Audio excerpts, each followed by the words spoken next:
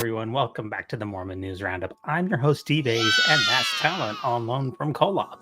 Today, I'm bringing you insights and critical examinations of Mormon history and doctrine, and we're tackling a controversial and often overlooked aspect of LDS history, the teachings of the prophet Brigham Young. As the second president of the church, his influence was immense, but many of his doctrines were deeply problematic.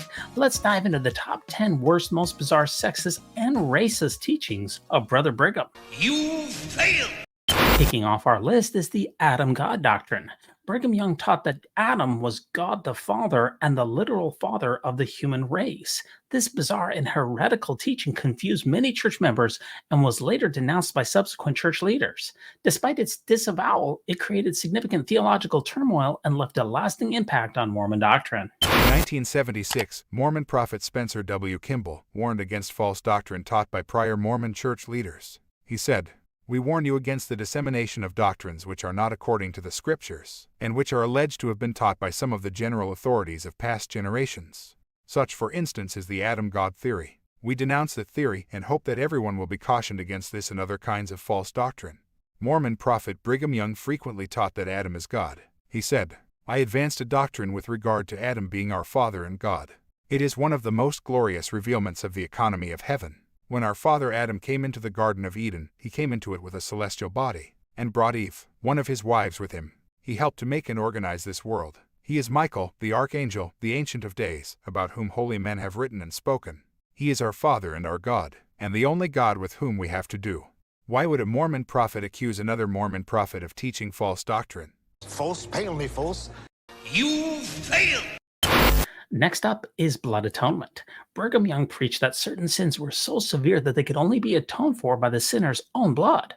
This violent and extremist doctrine justified extreme punishment and vigilantism in early Mormon communities, leading to a culture of fear and retribution. In a speech given by Brigham Young, the second Mormon prophet of the LDS Church, on February 8, 1857, he said, "Now take a person in this congregation, and suppose he is overtaken in a gross fault, that he has committed a sin that he knows will deprive him of that exaltation that he desires, and that he cannot attain to it without the shedding of his blood, and also knows that by having his blood shed he will atone for that sin, and be saved and exalted with the gods. Is there a man or woman in this house but would say, 'Shed my blood that I may be saved and exalted with the gods'? All mankind love themselves, and let these principles be known by an individual, and he would be glad to have his blood shed. That would be loving themselves, even unto an eternal exaltation. Will you let your brothers and sisters likewise, when they committed a sin that cannot be atoned for without the shedding of their blood, will you love that man or woman well enough to shed their blood? That is what Jesus Christ meant." Jesus Christ! You failed! Coming in at number 8 is the deeply racist teaching that black people were cursed with dark skin due to their lineage from Cain and Ham. This doctrine justified the exclusion of black members from the priesthood and temple blessings until 1978, perpetuating systematic racism within the church. Shall I tell you the law of God in regard to the African race? If the white man, who belongs to the chosen seed, mixes his blood with the seed of Cain, the penalty under the law of God is death on the spot. This will always be so. That's messed up. You failed! Brigham Young also taught that Native Americans were the descendants of Lamanites, who were cursed with a dark skin due to their ancestors' wickedness. This belief fostered harmful stereotypes and justified discriminatory practices against Native peoples, contributing to their marginalization. Mormon prophet Brigham Young explained the prejudiced Mormon doctrine that Native Americans have been cursed with a dark skin because they broke their covenants with God, but can become white again. He said, "You may inquire of the intelligent of the world whether they can tell why the aborigines of this country are dark, loathsome, ignorant, and sunken into the depths of degradation. When the Lord has a people, he makes covenants with them and gives unto them promises. Then, if they transgress his law, change his ordinances, and break his covenants he has made with them, he will put a mark upon them, as in the case of the Lamanites and other portions of the house of Israel. But by and by, they will become a white and delightsome people." What was that? What was that? You failed! Polygamy was a central tenet of Brigham Young's teachings. He often promoted the practice as a divine principle, leading to widespread polygamous marriages that often involved coercion and abuse, particularly of young women and girls. Even after the church officially abandoned polygamy, the belief in its eternal necessity persists, causing lasting harm. Brother Cannon remarked that people wondered how many wives and children I had.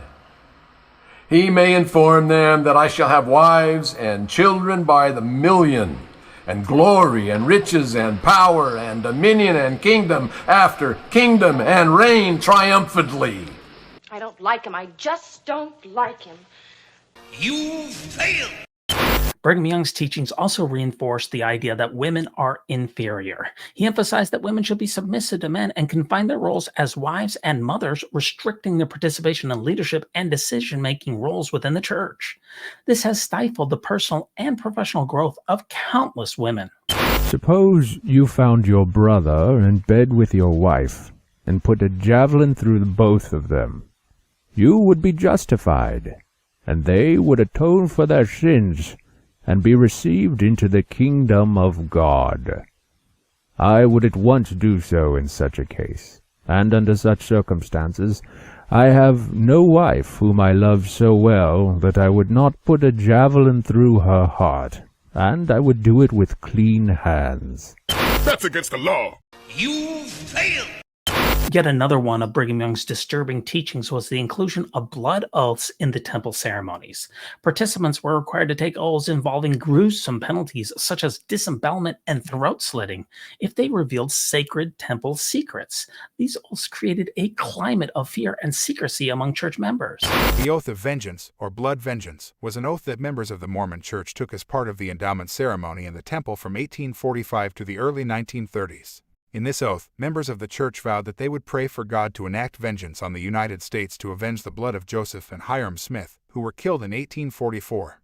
In the temple, the officiator would say, "You and each of you do covenant and promise that you will pray and never cease to pray to Almighty God, to avenge the blood of the prophets upon this nation, and that you will teach the same to your children and to your children's children unto the third and fourth generation." President Brigham Young said, "Before the Nauvoo Temple was completed, Joseph was murdered at sunlight, under the protection of the most noble government that then existed, and that now exists on our earth. The souls of all such, since the days of Jesus, are under the altar, and are crying to God, day and night, for vengeance. And shall they cry in vain? God forbid. He has promised he will hear them in his own due time, and recompense a righteous reward."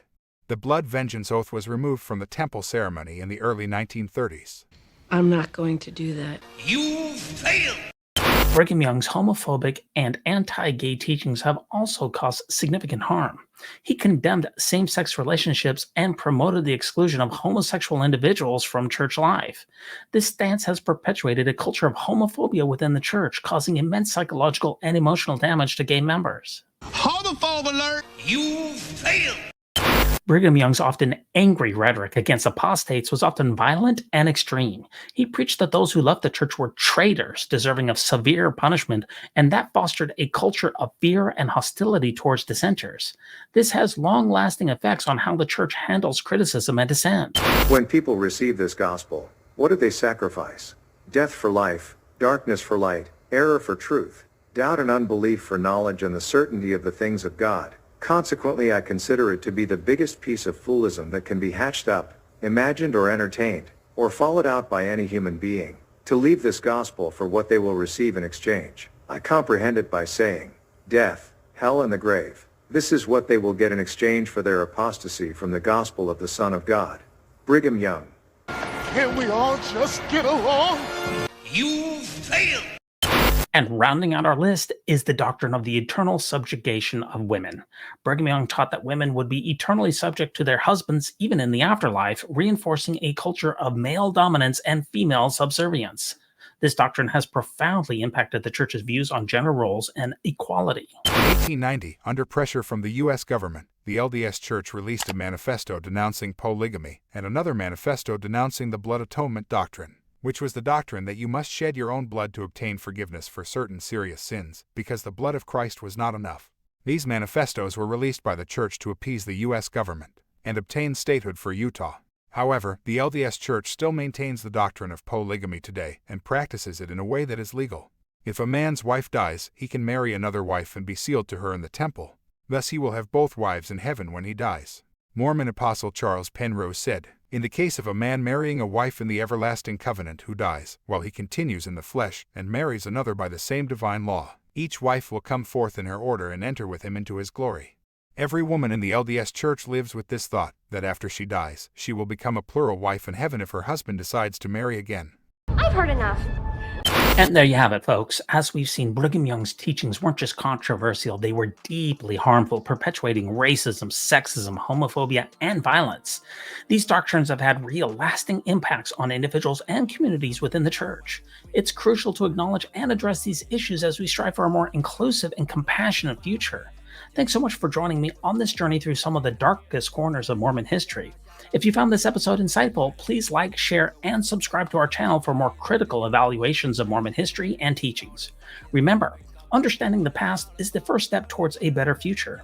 And if you feel like you can support this podcast, please visit our Patreon site. Thanks so much for watching, and let's continue to seek truth and foster a more inclusive community together. Always think celestial, and remember, no unhallowed hand can stop this podcast from progressing.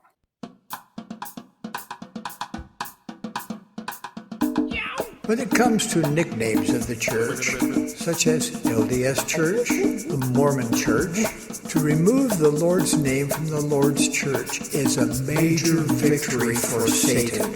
Satan.